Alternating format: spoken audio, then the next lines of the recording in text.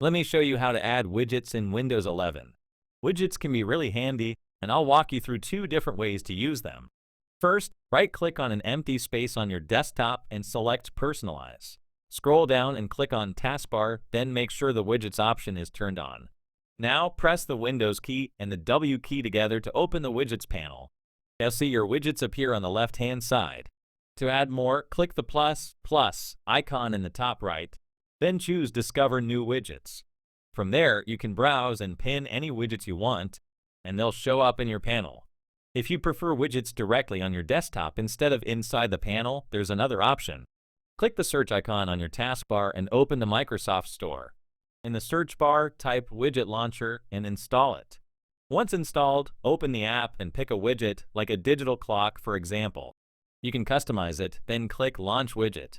After that, just click and drag it to place it anywhere on your desktop. And that's it, you now have widgets set up the way you want.